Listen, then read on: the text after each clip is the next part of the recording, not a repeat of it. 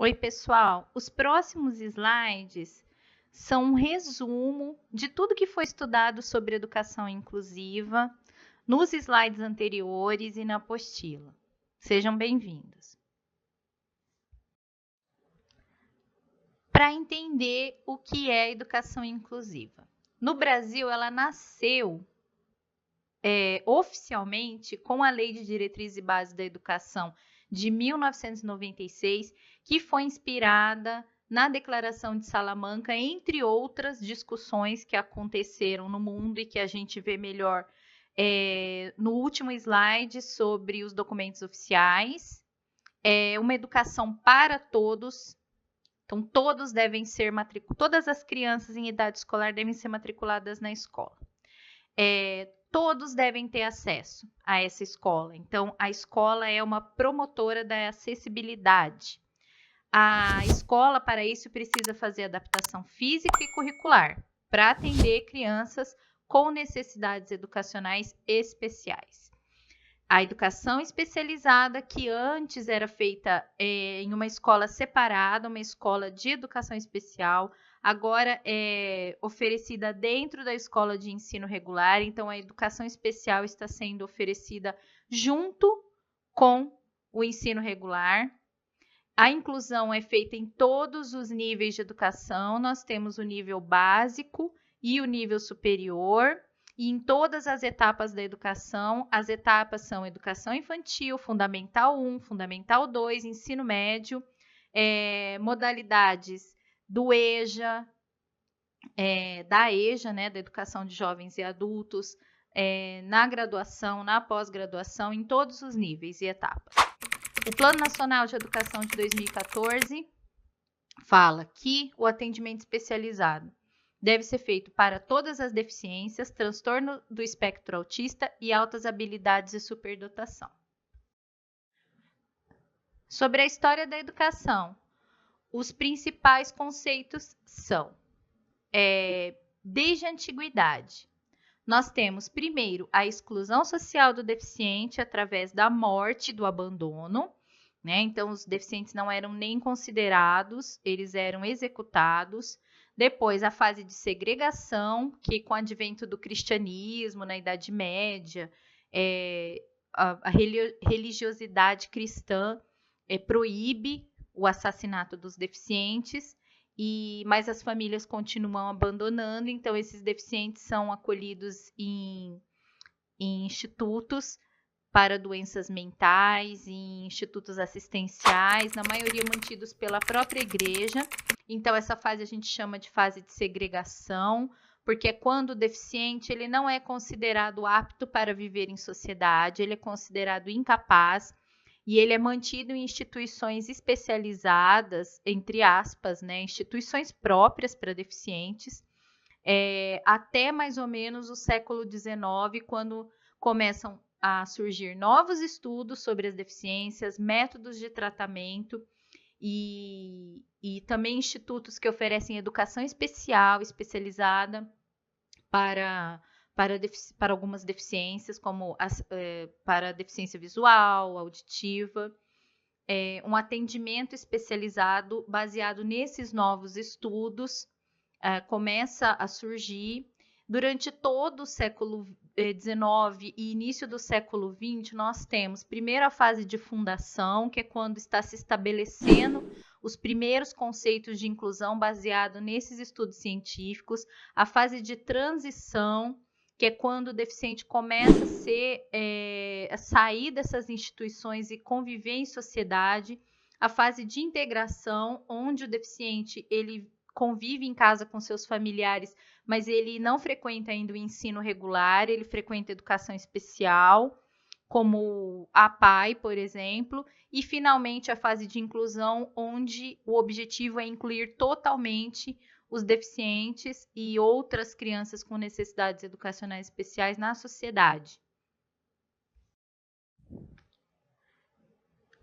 Muitas pessoas não entendem ainda os benefícios que a educação inclusiva traz para as crianças, principalmente as crianças com necessidades educacionais especiais.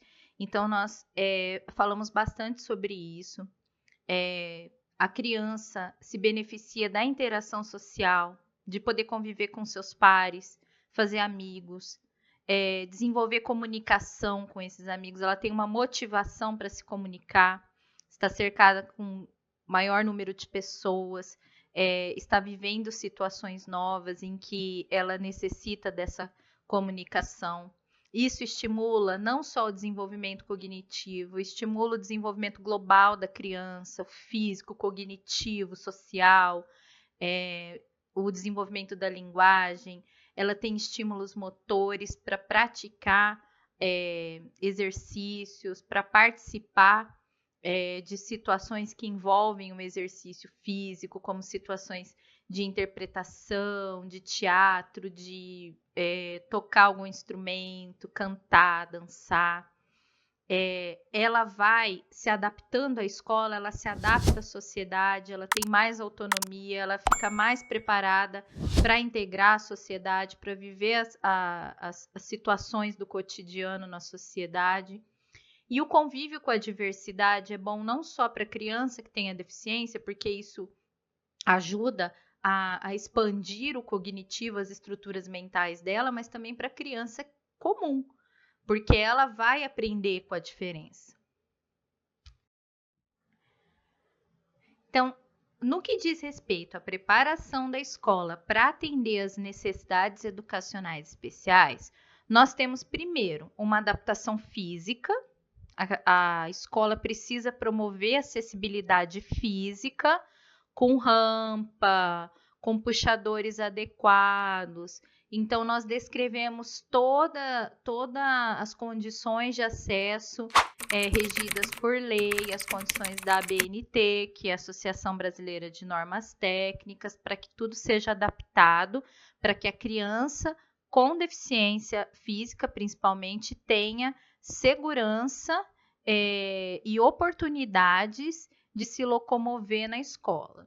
O projeto político-pedagógico, que tem que ser inclusivo, ele vai descrever currículo, comunidade que a escola está inserida, a acessibilidade da escola, se a escola tem atendimento especializado, tudo.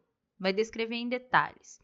O atendimento educacional especializado, se ele houver na escola, quem são os professores, horários desse atendimento, como que ele vai funcionar, se tem sala de recursos, o que tem nessa sala de recursos, o currículo, se ele foi adaptado, como ele foi adaptado, formação do corpo docente, os pais e os colegas do aluno, tanto com deficiência como a criança comum, tem que participar da gestão, da vida cotidiana na escola, de algumas decisões. É importante que a gestão da escola seja democrática para informar todos os pais do que está acontecendo.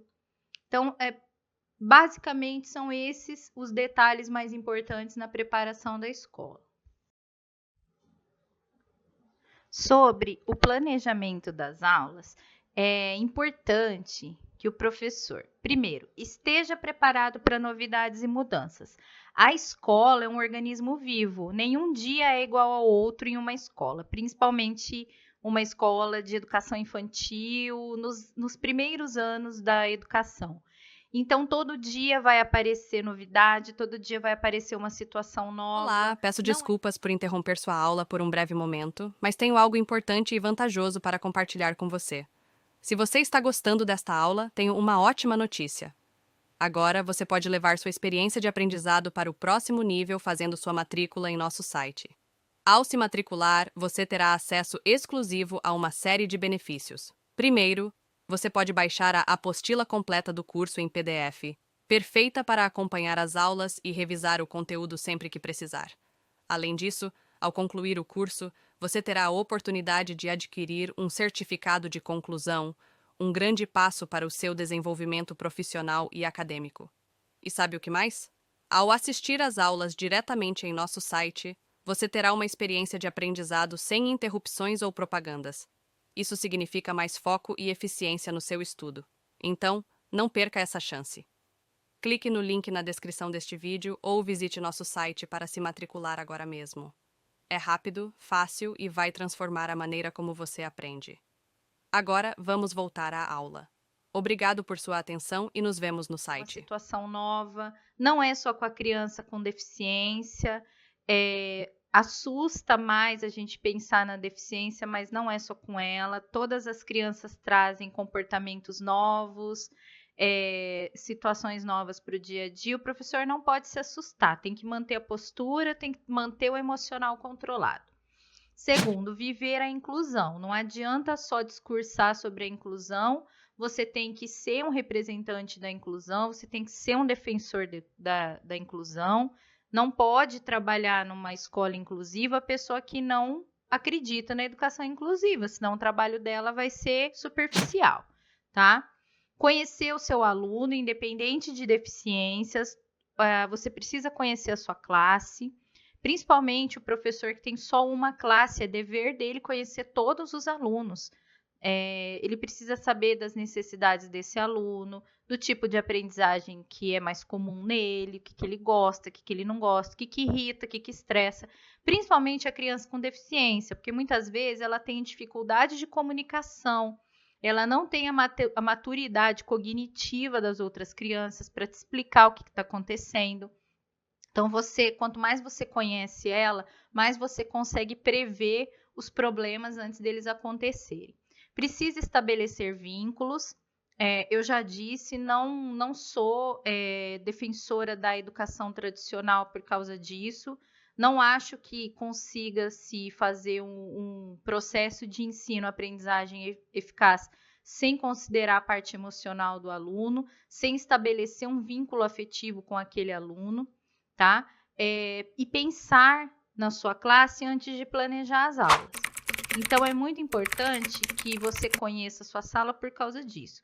Porque na hora de planejar, você já vai prever algumas situações e vai produzir um conteúdo ali que seja eficaz, eficiente para aquela sala de aula. Sobre os softwares usados na educação inclusiva, nós temos o Núcleo de Tecnologia Assistiva da Universidade Federal do Rio de Janeiro, que produz uma grande quantidade de tecnologia assistiva, e nós trouxemos alguns, explicamos, descrevemos como funciona.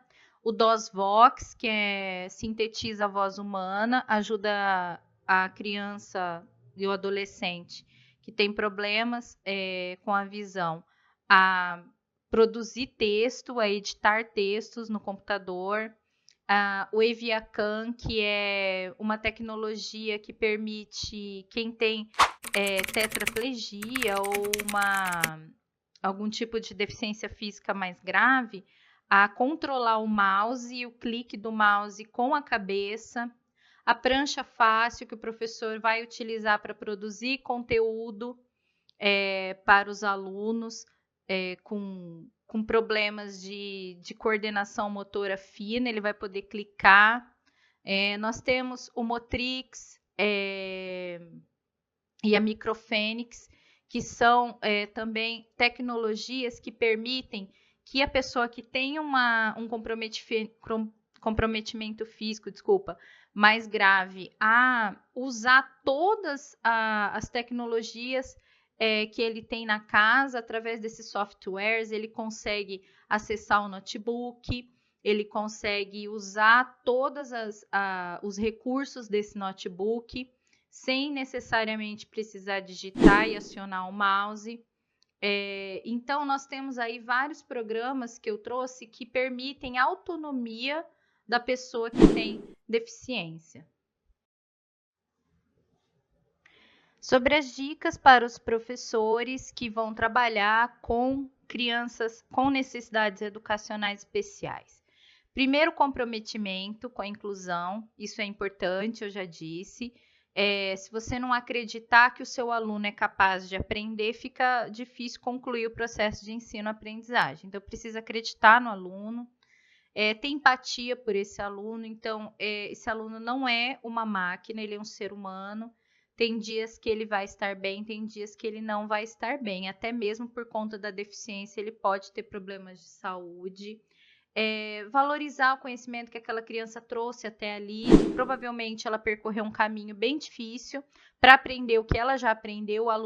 O professor precisa valorizar isso, ter a humildade de usar o que já foi ensinado a ele, inclusive métodos e didática usadas já por outro professor e que fazem efeito com aquele aluno.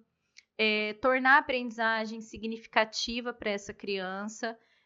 Mais do que qualquer outra criança, ela precisa ver significado de estar na escola e de estar aprendendo aquele conteúdo, porque para ela, muitas vezes, é muito mais difícil chegar até aquela escola e ter motivação para estudar. Interação social, promover a interação, é muito importante diálogo, cooperação, respeito mútuo dentro da sala de aula. O professor é o agente da promoção dessa interação. Sempre dá um reforço positivo para os comportamentos que você considera adequados naquela criança e o reforço negativo, se ela entender, claro, quando ela apresentar um comportamento que não é adequado para aquela situação. Estabelecer uma comunicação com essa criança, mesmo que se use comunicação alternativa, ampliada, e nunca deixar de lado o lúdico. Em qualquer etapa da educação, é importante que esse aluno tenha acesso às brincadeiras, aos jogos simbólicos. Isso vai melhorar muito a estrutura cognitiva dele e também das outras crianças. Nós trouxemos orientações específicas para cada deficiência, para cada síndrome, mas é muito importante que a gente saiba os conceitos que são usados quando a gente fala de educação inclusiva. Primeiro, as dificuldades, que não são problemas físicos, mentais, motores nem cognitivos. São crianças que têm problemas de desempenho e têm dificuldades, às vezes, em uma matéria, às vezes não está gostando da sala, não está gostando do turno que ela está estudando, mudou de escola. Então, essa criança, a intervenção dela é breve e geralmente de cunho psicológico, tá? Os distúrbios, que são comprometimentos de nascença da criança e que geralmente são problemas neurológicos e que geralmente são descobertos na escola, porque causam muitos problemas na fase de alfabetização, principalmente. Então, nós temos como distúrbios de aprendizagem a dislexia, descalculia, dislalia, o TDAH. Nós temos as deficiências, que nós temos a deficiência visual, auditiva, física, intelectual e quadros de deficiências múltiplas, que a criança apresenta mais que uma deficiência. Então, para cada uma dessas deficiências, você vai ter um planejamento, você vai ter uma atenção especial, você vai ter um olhar especial. É importante conhecer a deficiência, o quadro clínico do seu aluno, porque varia muito de aluno para aluno. E problemas de fala, geralmente causados ou por doenças, ou por deficiências, ou por distúrbios. Esses problemas de fala, nós temos crianças que não falam nada, crianças que falam pausadamente, como é o caso da gagueira, crianças que têm um cognitivo que impede que ela forme frases, uma criança que às vezes não tem problema cognitivo, mas não consegue formar frases. Então, todos esses, em conjunto com o fonoaudiólogo, todos esses problemas precisam ser contornados para que a criança consiga se comunicar com o professor. Para fechar o nosso resumão, vocês têm aqui listados os principais documentos internacionais do final do século XX, início do século XXI, sobre inclusão. Tá? Esses são os documentos mais frequentes quando se fala em inclusão e mais frequentemente citados e pedidos em concursos, provas oficiais, enfim, para quem vai para o mercado da educação especial. Tá? E aí, tudo bem? Estou passando apenas para deixar um recado bem rápido para você que acabou de ver essa aula e que gostaria de assistir a todas as aulas desse curso. É bem fácil. Basta você clicar no link que está na descrição deste vídeo ou acessar www.novacursos.com.br. Fazendo sua matrícula em nosso site, você terá acesso a todas as aulas desse curso e mais centenas de outros cursos, além de poder fazer avaliação. E caso você queira, poderá estar adquirindo o certificado com um valor bem acessível. Esse foi o recado que eu queria dar. Aguardo sua matrícula. Até breve!